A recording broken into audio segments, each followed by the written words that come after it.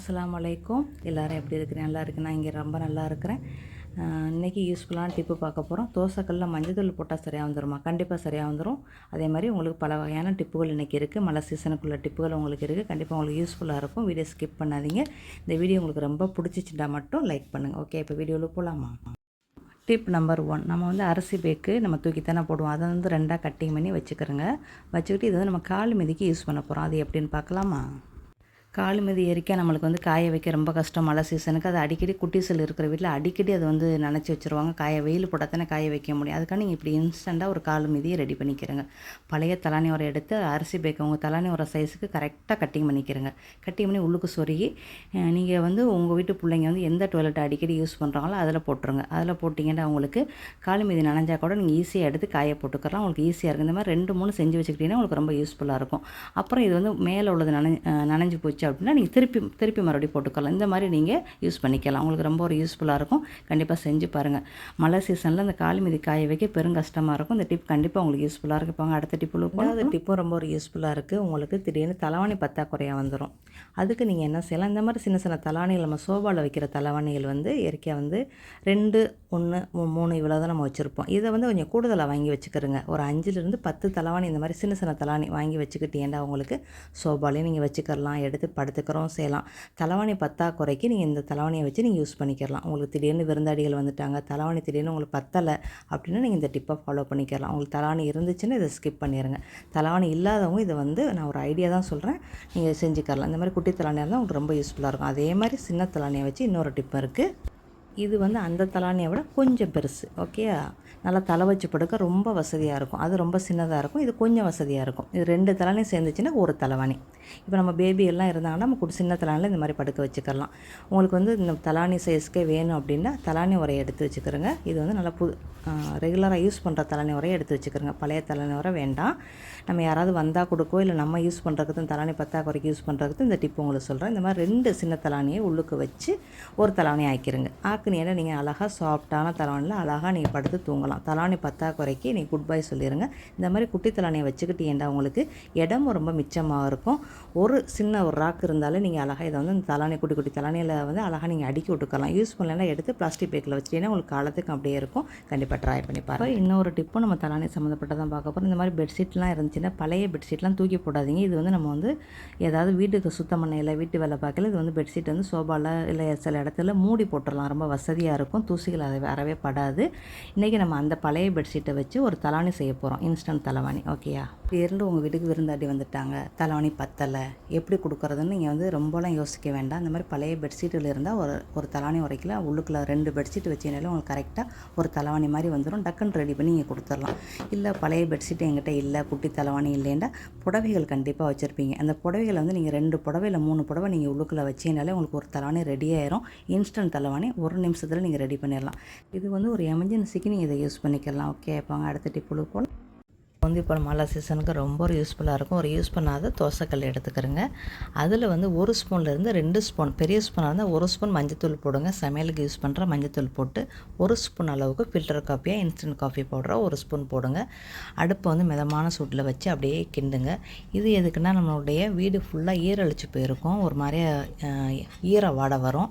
இந்த மாதிரி நீங்கள் கொஞ்சம் ஒரு 5லேருந்து ஒரு 10 நிமிஷம் லேசான தீயில் அப்படியே நீங்கள் இது பண்ணிங்கன்னா உங்கள் வீடு ஃபுல்லாகவே உங்களுக்கு நல்லா இந்த மஞ்சள் வந்து நல்லாவே பரவி நல்லா அந்த வாசம் வந்து நல்லாயிருக்கும். அப்போ அந்த ஒரு மாதிரியான வாடை வந்து உங்கள் வீட்டிலேருந்து போயிடும். கண்டிப்பாக செஞ்சு பாருங்கள். ஓகே, எனக்கு முத இதை செய்யும்போது இது கரெக்டாக இருக்குமா அப்படின்னு எனக்கு தெரியாது. ஆனால் உண்மையில் நல்லாவே இருந்துச்சு. ஸ்டோர் ரொம்ப உள்ள எல்லா அந்த ஹால் ஃபுல்லாக பரவி மேலே எனக்கு நல்லாவே பரவிருச்சு.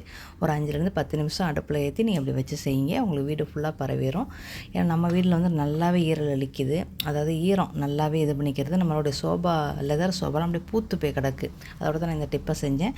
அதோட நீங்கள் வந்து கொசு இதுகளுக்கெல்லாம் ஈயெல்லாம் உங்கள் வீட்டில் வரக்கூடாது அப்படின்னா அதை 1 ஸ்பூன் அள்ளி போட்டு திரி போட்டு ஒரு அகல் விளக்கில் கொஞ்சமாக வேப்பெண்ணெய் போட்டு நீங்கள் வந்து விளக்கேற்றுங்க. ஓகே, விளக்கேற்றி வச்சிங்கன்னா உங்களுக்கு கொசுக்கள் வந்து உங்கள் வீட்டுக்குள்ளே வராது. அதில் ஈயும் வராது. இது வந்து நம்மளுக்கு கெமிக்கல்லாம் கிடையாது. நல்லா தாராளமாக நீங்கள் யூஸ் பண்ணலாம். மஞ்சத்தூள், அப்புறம் காஃபி பவுட்ரு, வேப்பெண்ணெய், இவ்வளோ தான். கண்டிப்பாக உங்களுக்கு இந்த டிப் வந்து ரொம்ப ஒரு யூஸ்ஃபுல்லாக இருக்கும். இப்போ மழை சீசனுக்கு ரொம்ப உங்களுக்கு யூஸ்ஃபுல்லாக இருக்கும். இது நீங்கள் வந்து கொசுக்கள் உங்களுக்கு இருந்தால் நீங்கள் இந்த விளக்கை நீங்கள் ஏற்றிக்கலாம். அடுத்து வந்து ஒரு 10 நிமிஷத்தில் செய்யக்கூடிய ஸ்வீட்டு பார்க்க போகிறோம். திரட்டிப்பால் ரெசிபி பார்க்க போகிறோம். அதுக்கு நம்மளுக்கு வந்து 1 கப்பு தேங்காய் பூ வேணும். ஃப்ரெஷ் தேங்காய் பூவாக இருந்தால் ரொம்ப நல்லது. அப்புறம் நீங்கள் வந்து நாட்டு சக்கரை போடுறதா இருந்தால் அதே கப்பில் 3/4 கப்பு நாட்டு சக்கரை போடுங்க. நான் வந்து நல்லா கருப்பட்டியை நல்லா காய்ச்சி வடிகட்டி வச்சுருக்கிறேன். அதில் நான் வந்து 1/2 கப்பு ஊற்றுறேன். உங்களுக்கு இனிப்பு பத்தலை அப்படியே இன்னொரு 1/4 கப்பு ஊற்றிக்கிறேங்க. நம்ம சர்க்கரை வந்து தண்ணி ஊற்றி கரைச்சி வச்சதுனால நம்மளுக்கு வந்து 1 கப்பு தேங்காய் பூக்கு தாராளமாக நம்மளுக்கு 1/2 கப்பு போதும். அதுக்கப்புறம் அரிசி மாவு 2 ஸ்பூன் போடுங்க. இல்லைன்னா பாசிப்பருப்பை வறுத்து தூள் பண்ணி 2 ஸ்பூன் அளவுக்கு போடுங்க. அரிசி மாவும் போடலாம், பாசிப்பயிரை வறுத்தும் போடலாம். பருப்பு வறுத்து போடுங்க. அதுக்கப்புறம் ரவை பக்குவத்துக்கு அரைச்சிக்கிறங்க. ரொம்ப நைஸாக வேண்டாம், கொஞ்சம் நொரப்பாக அரைச்சிக்கிறங்க. இப்போ வந்து ஒரு பொரிஞ்சட்டியில் வந்து ஒரு 2 ஸ்பூன் அளவுக்கு நெய் விடுங்க. நெய் விட்டு ஒரு 10லேருந்து 20 முந்திரி போட்டு நல்லா பொன்னிறமாக வறுத்துக்கிட்டு இதே நெய்யில் நம்ம அரைச்சி வச்ச தேங்காய் பூவை அதில் கொட்டி நம்ம வந்து நல்லா பதத்துக்கு கிண்டிடணும். ஒரு 5லேருந்து ஒரு 6 நிமிஷம் கிண்டுறதுக்குள்ளாவே உங்களுக்கு நல்லா திரண்டு போய் நல்லாவே வந்துடும். நல்லா அல்வா பக்குவத்துக்கு வந்துடும். அதோடு நீங்கள் எடுத்து சாப்பிட்றலாம். இது வந்து 3 நாள் வரைக்குமே நீங்கள் வெளியில் வச்சு நம்ம கெட்டு போகாமல் சாப்பிடலாம். இது லொதல் மாதிரியே இருக்கும். டேஸ்ட் வந்து ஒரு லொதல் மாதிரியே இருக்கும். மலேசியன் ரெசிபியில் கூட இதெல்லாம் இருக்குது.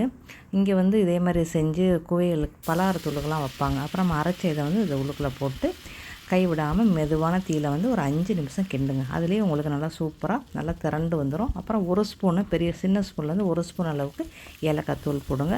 இல்லை நீங்கள் சுக்குத்தூள் கூட போட்டுக்கரலாம். முந்திரியும் போடலாம். முந்திரி பாதாம் பருப்பு 2யும் மிக்ஸ் பண்ணி கூட நீங்கள் போடலாம். நல்லா இந்த மாதிரி கிண்டிக்கிட்டே இருக்கலையே உங்களுக்கு அந்த கலர்லாம் மாறி இந்த அளவுக்கு வந்துடும். கொஞ்ச நேரத்துலேயே வந்துடும். அதோட இன்னும் கொஞ்சம் நேரம் அப்படியே கிண்டுங்க. ஆனால் அடுப்பு வந்து மெதுவாக தான் இருக்கணும், இல்லையே ரொம்ப ஸ்பீடாக வச்சிடாதீங்க. நான் வந்து இரும்பு கடாயில் செய்கிறேன். உங்கள் வீட்டில் நீங்கள் நான்ஸ்டிக் இருக்கா இல்லை இரும்பு கடாய் இருக்கா, இது வேணுமா செஞ்சுக்கிறேங்க. அப்புறம் முந்திரி பருப்பை போட்டு நல்லா கிண்டி விடுங்க. இப்போ பாருங்கள் அப்படியே திரண்டுக்கிட்டு வருது பாருங்கள். அப்படியே சுற்றிக்கிட்டு வரும். கிண்ட சுற்றிக்கிட்டு வரும். உங்களுக்கு எனக்கு நெய் போதும். நீங்கள் நெய் பத்தலை அப்படின்னா 1 ஸ்பூன் அளவுக்கு போட்டுக்கிறோங்க. எனக்கு வந்து இது கரெக்டாக இருந்துச்சு. நான் ஊற்றின நெய் எனக்கு கரெக்டாக இருந்துச்சு. அதுக்கப்புறம் நீங்கள் ஒரு தட்டில் வந்து அதை கொட்டி நல்லா சுடிச்சிடும் சாப்பிட்லாம், வச்சும் சாப்பிட்லாம். ரொம்ப நல்லாயிருக்கும். வெளியில் வந்து 3 நாள் வரைக்கும் எங்களுக்கு இருந்துச்சு. நாங்கள் சாப்பிட்டு முடிச்சிட்டோம். எத்தனை நாள் வரைக்கும் இருக்கும்னு எனக்கு தெரியலை. லொதலாக இருந்துச்சுன்னா நம்மளுக்கு 1 வாரம் வரைக்கும் இருக்கும். அந்த மாதிரி தான் இதுவும் இருக்குன்னு நினைக்கிறேன். நாங்கள் வந்து 3 நாளே சாப்பிட்டுட்டோம். அதனால் எனக்கு தெரியலை. ஓகேயா, இந்த மாதிரி கொஞ்சம் கொஞ்சமாக வச்சு பிள்ளைகளுக்கு கொடுத்து பாருங்கள், பிள்ளைங்க சாப்பிட்றாங்களான்னு. ஆனால் நம்ம வீட்டு பையலுக்கு வந்து சின்னவருக்கு வந்து ரொம்பவே பிடிச்சிருந்துச்சி. எனக்கே ஆச்சரியமாக இருந்துச்சு அவருக்கு பிடிச்சது. தேங்காய் பூ இருக்கிறனால மலேசியன் ரெசிபி மாதிரி இருக்கிறனால அவர் நல்லா விரும்பி சாப்பிட்டுட்டாரு. கண்டிப்பாக உங்கள் வீட்டு பிள்ளைகளுக்கும் கண்டிப்பாகவே பிடிக்கும். கண்டிப்பாக ட்ரை பண்ணி பார்த்துட்டு உங்கள் ஃபீட்பேக்கை சொல்லுங்கள். ஓகே, இந்த ரெசிபி தெரிஞ்சிச்சுன்னா கமெண்ட் பண்ணுங்கள். இதில் வந்து நம்ம பாசிப்பயிறு போட்டும் நம்ம செய்யலாம், அரிசி மாவு போட்டும் செய்யலாம். 2 மாதிரி செய்யலாம். உங்களுக்கு என்ன உங்கள் வீட்டில் இருக்குதோ அதை வச்சு செஞ்சுக்கிறேங்க. ஓகே, போங்க அடுத்த பதிவுக்கு போகலாமா? நம்ம ஏரிக்கே பழைய நைட்டிகள், காட்டன் நைட்டிகள்லாம் வச்சுருப்போம். அது சும்மா தூக்கி தான் போடுவோம். இல்லைன்னா ஒரு பெரிய நைட்டியை வச்சு சில பேர் வந்து அப்படியே தொடச்சிக்கிட்டு இருப்பாங்க. அதெல்லாம் பார்க்குறதுக்கு நம்மளுக்கு ஒரு மாதிரியாக இருக்கும். கைலியை வச்சு அப்படியே ஃபுல் கைலியை வச்சு தொடப்பாங்க. இல்லைன்னா வந்து நைட்டியை வச்சு அப்படியே தொடப்பாங்க. அந்த மாதிரிலாம் செய்யாமல் இந்த மாதிரி நீங்கள் பழைய நைட்டி, தூக்கி போடுற நைட்டி யூஸ் பண்ணிட்டீங்க அப்படின்னு நினச்சிங்கன்னா அந்த நைட்டி என்ன செய்யலாம், நல்லா அழகாக நம்ம எப்படி துடைக்கிறோமோ அந்த அளவுக்குள்ள துணி சைஸுக்கு நீங்கள் உங்களுக்கு தெரியுமா, அந்த அளவு துணி சைஸுக்கு நல்லா ஒரு கத்திரிக்குள்ளே வச்சு நல்லா அழகாக கட்டிங் பண்ணி பீசஸாக வச்சுருங்க. வச்சுட்டு நீங்கள் எடுத்து யூஸ் பண்ணிவிட்டு அந்த துணியை தூக்கி கூட போட்டுக்கரலாம். ஒன்றும் பிரச்சனை இல்லை. நீங்கள் கிச்சனுக்கு யூஸ் பண்ணலாம். இல்லை ஏதாவது எண்ணெய்கள் துடைக்க, இல்லை வெளியில் துடைக்கிறதுக்கு எவ்வளவோ ஜாமான்கள் இருக்குல்ல, அதுக்கெலாம் நீங்கள் இதை வந்து யூஸ் பண்ணிக்கலாம். நம்ம தூக்கி போடுற நைட்டி தானே, முழு நைட்டியை வச்சு நம்ம யூஸ் பண்ணுறதுக்கு இந்த மாதிரி கட்டி மண்ணியை வச்சு நம்ம யூஸ் பண்ணோம்னா பார்க்க நல்லா அழகாகவும் இருக்கும். நம்ம தொடச்சிட்டு தூக்கி போடவும், ஒரு துண்டை தொடச்சிட்டு தூக்கி போடவும் நம்மளுக்கு ரொம்ப யூஸ்ஃபுல்லாக இருக்கும். கண்டிப்பாக இந்த டிப் உங்களுக்கு யூஸ்ஃபுல்லாக இருக்குப்பாங்க. அடுத்த டிப்பு போகலாம். இந்த டிப் வந்து ரொம்ப பேருக்கு யூஸ்ஃபுல்லாக இருக்கும். அயன் பாக்ஸை நல்லா 5ஆம் நம்பருக்கு வச்சுக்கிட்டு சுவிட்சை தட்டி விடுங்க. ஓகேயா, தட்டி விட்ட பிறகு நல்லா சூடு வந்துடும். சூடு வந்தோன்னா சுவிட்சை அடைச்சிருங்க. 1வது இது வந்து பிள்ளைங்க யூரியன் போயிட்டாங்க நம்ம மெத்தையில் அப்படின்னா உங்களுக்கு இந்த டிப்பு ரொம்ப யூஸ்ஃபுல்லாக இருக்கும். நம்ம எடுத்து காயப்படலாம் முடியாது, ஒரே துர்நாற்றமாக இருக்கும். அதுக்கு நீங்கள் என்ன செய்யுங்க, துர்நாற்றம் போகிறதுக்கு நீங்கள் என்ன செய்யுங்க, பவுடரை வந்து அந்த இடத்துல கொட்டுங்க. கொட்டி நல்லா நிறையாவே பவுட்ரு போட்டுருங்க. இது உங்களுக்கு எடுத்துக்காட்டுக்க நான் சொல்கிறேன். பவுடரை நல்லாவே கொட்டிடுங்க. கொட்டிட்டு என்ன செய்யுங்க, நல்லா சூடு வர்ற மாதிரி நல்லா அயன் பண்ணி விட்டுருங்க. அயன் பண்ணுறோன்னா நல்லா அயன் பாக்ஸை ஹீட் பண்ணிவிட்டு அதுக்கப்புறம் நீங்கள் கொஞ்சம் மட்டும் நீர் விட்ருக்காங்க அப்படின்னா நீங்கள் வந்து பவுடர் மட்டும் போடுங்க. வாரத்துக்கு ஒரு தடவை இந்த மாதிரி அயன் பாக்ஸ் வச்சு செஞ்சுட்டோம் உங்களுக்கு துர்நாற்றம் இருக்காது. ஆனால் நம்ம பிள்ளைங்க வந்து யூரியன் இருந்துட்டாலே நம்ம வீடு ஃபுல்லாகவே நமக்கு வாடை வரும். அது நம்மளுக்கு தெரியாது, யாராவது வெளியிலேருந்து வர்றவங்களுக்கு அந்த வாடை அப்படியே கப்புன்னு அடிக்கும். அதுக்காக நீங்கள் இந்த மாதிரி செஞ்சுக்கிறங்க. இல்லைன்னா கீழே வந்து ஒரு பிளாஸ்டிக் ஏதாவது வச்சுக்கிறங்க, பிள்ளைங்க படுக்கிற இடத்துல. அதுக்கெல்லாம் விற்கிறாங்களா, அந்த மாதிரி கூட வச்சுக்கிறலாம். வச்சுக்கிட்டு நீங்கள் மெத்த உள்ளுக்கு அதை வச்சுக்கிட்டீங்கன்னா உங்களுக்கு ரொம்ப யூஸ்ஃபுல்லாக இருக்கும்.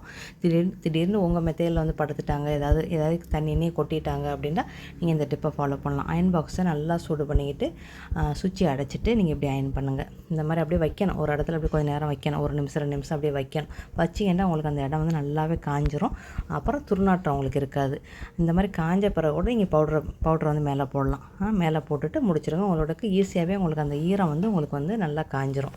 கண்டிப்பாக உங்களுக்கு இந்த டிப் ரொம்ப ஒரு யூஸ்ஃபுல்லாக இருக்கும். இன்றைக்கி போட்டிருக்கிற டிப்பில் உங்களுக்கு என்ன ரொம்ப பயனுள்ளதாக இருக்குன்னு முடிஞ்சால் கமெண்ட் பண்ணுங்கள். அப்படி எந்த நாட்டிலேருந்து பார்க்குறீங்கன்னு முடிஞ்சால் கமெண்ட் பண்ணுங்கள். ஓகேயா? இந்த வீடியோ உங்களுக்கு ரொம்ப பிடிச்சிச்சுண்டா இந்த வீடியோக்கு ஒரு லைக் கொடுங்க. அப்படியே நம்ம சேனலை சப்ஸ்கிரைப் பண்ணிக்கிறேங்க. நெக்ஸ்ட் பதிவில் சந்திக்கலாமா? By, see you.